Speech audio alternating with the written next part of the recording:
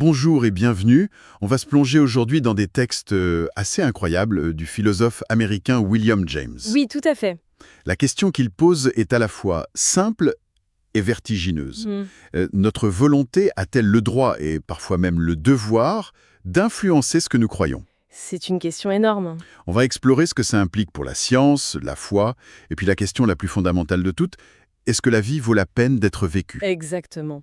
Notre mission, si on peut dire, c'est de naviguer dans ces idées qui peuvent paraître denses pour en extraire la substance. Voilà. L'objectif est de comprendre pourquoi, selon James, croire sans preuve n'est pas toujours irrationnel. Mm. On va voir que la valeur de la vie, ce n'est peut-être pas quelque chose qu'on découvre passivement, mais plutôt quelque chose qu'on crée activement, par la force de nos convictions.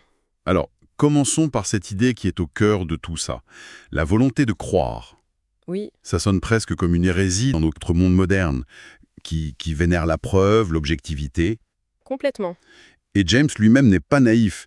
Il parle du magnifique édifice des sciences physiques, construit sur une patience infinie et une soumission totale aux lois glaciales des faits extérieurs. Il respecte ça. Il se respecte tellement qu'il commence par présenter la position adverse dans sa forme la plus pure. C'est ça. Il cite un autre penseur, W.K. Clifford, qui résume la vision scientifique orthodoxe de façon assez brutale. Ouais, c'est le mot. Pour Clifford, c'est orthédulin, il est mauvais, toujours, partout, et pour quiconque, de croire quoi que ce soit sur la base de preuves insuffisantes. C'est sans appel. Voilà. Laisser nos désirs influencer nos croyances, pour lui, c'est une trahison intellectuelle, une chose vile et méprisable. C'est la position de l'intellect pur et dur, quoi. Et c'est là que ça devient vraiment intéressant. Face à cette citadelle de la rationalité, James ne lance pas un assaut frontal. Non, il est plus subtil. Il propose une distinction, une nuance, qui change tout. Il dit qu'en tant que penseur, on a deux grands commandements, croire la vérité et fuir l'erreur. Et pour quelqu'un comme Clifford, le deuxième est le seul qui compte. La priorité absolue, c'est de ne pas se tromper. Et James rétorque que cette obsession à fuir l'erreur peut être une forme de paralysie. C'est ça. Il soutient que cette prudence excessive revient à refuser de livrer bataille de peur d'être blessé. Il a cette phrase magnifique. « Pas ainsi ne se gagnent les victoires, que ce soit sur nos ennemis ou sur la nature. » C'est très beau. Pour lui, nos erreurs ne sont pas si graves. Dans un monde où, de toute façon, on est certain d'en commettre, il vaut mieux avoir un peu de légèreté de cœur que cette angoisse permanente. D'accord, mais attendez. Cette idée de volonté de croire, ça ne ressemble pas un peu à une porte ouverte à l'auto-illusion? Ah, justement! Si on commence à croire ce qui nous arrange, où est la limite? Comment il se défend de cette critique qui semble évidente? C'est la question clé. Et il y répond avec beaucoup de rigueur. Il ne dit absolument pas qu'on peut croire n'importe quoi, n'importe quand. D'accord. Il pose des conditions très strictes pour que cet acte de foi soit légitime. D'abord, il faut que l'option soit ce qu'il nomme vivante. Vivante, c'est-à-dire? C'est-à-dire que les deux hypothèses en jeu doivent nous sembler réellement plausibles. Croire en Thor ou en Zeus, par exemple, ce n'est pas une option vivante pour la plupart d'entre nous aujourd'hui. Ok, donc il faut que ça ait un minimum de sens pour nous personnellement. Voilà. Ensuite, l'option doit être forcée. Forcé. On ne peut pas ne pas choisir. Rester neutre, s'abstenir, c'est déjà prendre une position. Ne pas décider, c'est encore décider, comme dirait un autre. D'accord. Et enfin, l'option doit être capitale. L'enjeu doit être majeur, la décision importante et souvent unique. On ne parle pas de choisir une théorie en labo, mais de questions existentielles. Donc pour en gros, James nous dit, pour les questions du type « dois-je m'engager dans cette cause? Est-ce que cette relation vaut la peine? Exactement. » Ou même « dois-je avoir des enfants ?» L'attente d'une preuve scientifique est une impasse. Ce sont des décisions d'une toute autre catégorie. C'est ça. C'est là où notre nature passionnelle, comme il l'appelle, doit légitimement avoir son mot à dire. Prenons un exemple, la question morale. Oui, c'est un très bon exemple. Vivons-nous dans un univers qui a un sens moral? Aucune expérience scientifique ne répondra jamais à ça. Jamais. Et James dit que si notre cœur, notre nature profonde ne désire pas un monde moral, notre tête ne nous y fera jamais croire.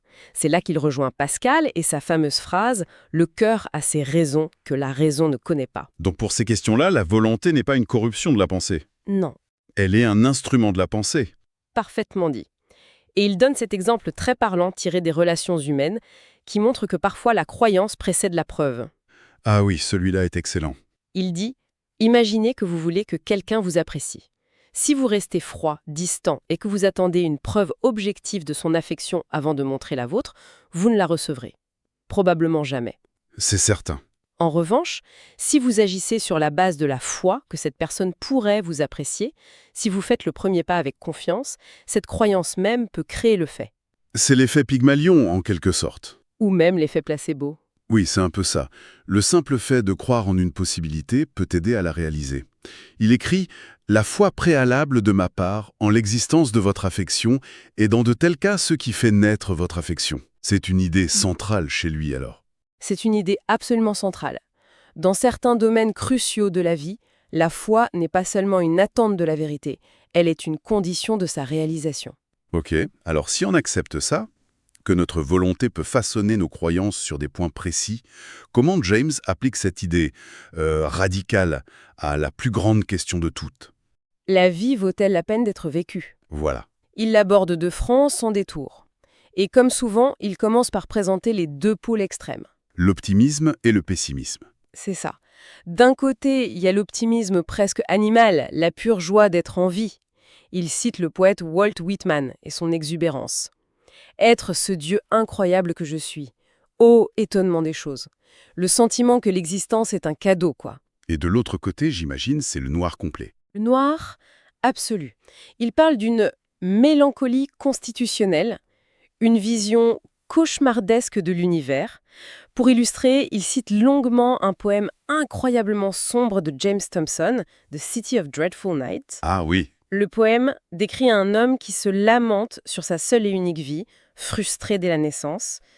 Et le prédicateur, au lieu de lui offrir l'espoir, lui donne ce terrible réconfort. « Ne t'en fais pas, la vie finit bientôt et ne pourra jamais plus être. » C'est le désespoir à l'état pur. Face à un tel pessimisme, quelle est la réponse de James Thomson? Il ne peut pas juste dire « allez, sois plus positif ». Non, bien sûr que non, ce serait trop simple. Il diagnostique ce pessimisme comme une maladie essentiellement religieuse. Religieuse? Oui, elle vient, selon lui, du conflit entre notre désir d'un univers qui a un sens, un esprit derrière les choses, et le spectacle du monde réel, qui semble souvent cruel, indifférent. D'accord. Et la première étape qu'il propose pour sortir de cette impasse, c'est de rejeter ce qu'il appelle le monisme. Le monisme. Qu'est-ce que c'est exactement? Le monisme, c'est cette idée, souvent, confortable mais finalement paralysante, que tout est connecté à une seule source, un seul principe, un seul plan divin. Une vision très unifiée du monde. Très unifiée. Mais elle pose un problème insoluble. Si une entité unique est bonne et responsable de tout, comment on explique le mal? C'est le paradoxe qui a torturé les théologiens pendant des siècles. Ah, donc on passe d'un univers où l'on est spectateur d'un plan divin, bon ou mauvais. À un univers où l'on est acteur, précisément. D'accord. James propose une vision plus bricolée de l'univers, un pluralisme. Le monde n'est pas une pièce de théâtre déjà écrite, c'est un champ de bataille où des forces réelles, le bien et le mal, sont en lutte. Et notre action peut faire pencher la balance. Voilà, c'est une vision moins nette, moins rassurante peut-être, mais elle nous redonne un rôle, un pouvoir. Le mal n'est plus un concept abstrait à contempler, mais une série de mots concrets à combattre.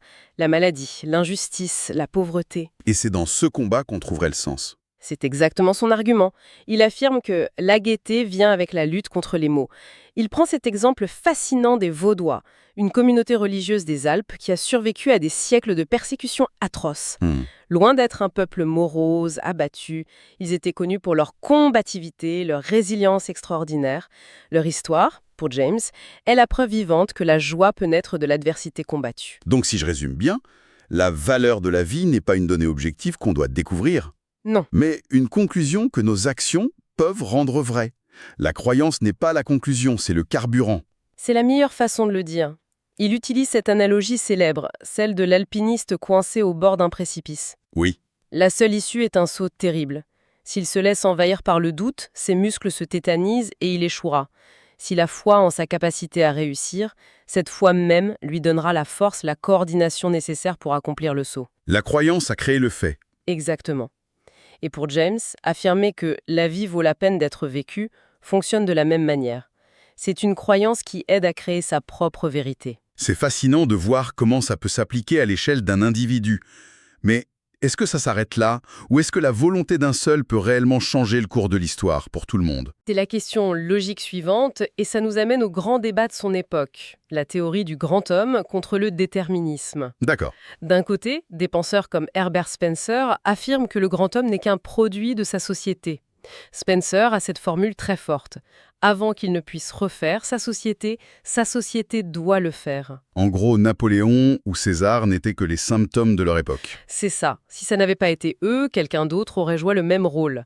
Une vision où l'individu est un peu une marionnette des grandes forces historiques. J'imagine que James n'est pas du tout d'accord. Pas du tout. Pour lui, c'est une erreur fondamentale, une vision qui ignore la véritable étincelle du changement. Il propose une analogie tirée de la biologie darwinienne. Ah. Il dit que les causes qui produisent un génie sont d'ordre physiologique, mystérieuses, imprévisibles. C'est une variation spontanée, comme une mutation dans la nature. Donc l'environnement social ne crée pas le génie. Alors, quel est son rôle, cet environnement? L'environnement agit comme un sélecteur. Il peut accepter et préserver cette variation, ou la rejeter et la détruire. D'accord. Le génie, c'est comme une graine unique qui tombe sur le sol. Si le sol est fertile, la graine peut germer et devenir un arbre immense qui transforme tout le paysage. Si le sol est stérile, elle meurt sans laisser de traces. Il donne des exemples historiques concrets pour appuyer ça, non? Oui, des exemples très frappants. Il demande « L'Allemagne du 19e siècle serait-elle devenue ce qu'elle est sans la volonté de faire de Bismarck ?» Probablement pas. L'Angleterre aurait-elle développé le même idéal impérial si un jeune employé du nom de Robert Clive s'était suicidé comme il a failli le faire à Madras? Pour James, la réponse est non. Ces individus ont infléchi le cours de l'histoire. Mais cette vision du grand homme, elle n'est pas un peu datée? Aujourd'hui, on met beaucoup plus l'accent sur les forces sociales, les mouvements collectifs. C'est une excellente objection. Et la pensée de James est plus nuancée qu'il n'y paraît. Il ne dit pas que l'environnement est sans importance, bien au contraire. Ah bon? Le génie doit trouver un terrain fertile, une société instable et prête au changement. Un Bismarck né chez les Inuits n'aurait eu aucun impact. D'accord, je vois. Il reconnaît que chaque décision prise par un grand homme, chaque bifurcation historique, ferme certaines portes et en ouvre d'autres, ce qui limite les possibilités pour le futur. Donc l'histoire n'est pas une ligne droite et inévitable. Non, c'est plutôt un arbre avec de multiples branches, et les individus de génie sont ceux qui forcent la société à choisir une branche plutôt qu'une autre. La conclusion, c'est que l'évolution sociale n'est pas une fatalité.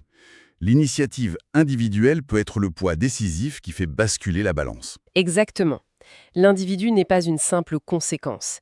Il est une force, un facteur indépendant qui peut s'allier aux autres forces pour produire des résultats totalement imprévisibles. Le fil conducteur qui relie tous ces essais, c'est donc cette défense passionnée du pouvoir de la volonté, de la croyance, de l'action individuelle. C'est ça. Il ne s'agit pas de nier la réalité, mais de reconnaître qu'on n'est pas de simples spectateurs. On est des acteurs dans la construction de cette réalité. Que ce soit à l'échelle intime d'une relation ou à celle immense du sens de notre existence. Exactement. Et pour celui ou celle qui nous écoute, le message de James, ce n'est pas un catalogue de réponses toutes faites. C'est une nouvelle posture face au monde. Une invitation. Oui, une invitation à se défaire de l'image de soi comme un simple récepteur passif de la vérité qui attendrait que la science lui livre des certitudes. C'est une invitation à se voir comme un participant actif à la création de la vérité. Et on termine avec cette pensée. Laissée en suspens, James insiste sur le fait que, face aux questions capitales de la vie, la neutralité est une illusion. Refuser de choisir, c'est encore choisir. S'abstenir de croire à la valeur de la vie par peur de se tromper, c'est faire un pari d'eau. Le pari que la passivité est moins risquée. Mais elle est un risque en soi. Voilà. Et si, comme il le suggère, la passivité est elle-même un risque, celui de laisser passer une vérité qui ne demandait qu'un acte de foi pour exister? Alors quel monde choisissons-nous de créer ou de laisser mourir par nos hésitations?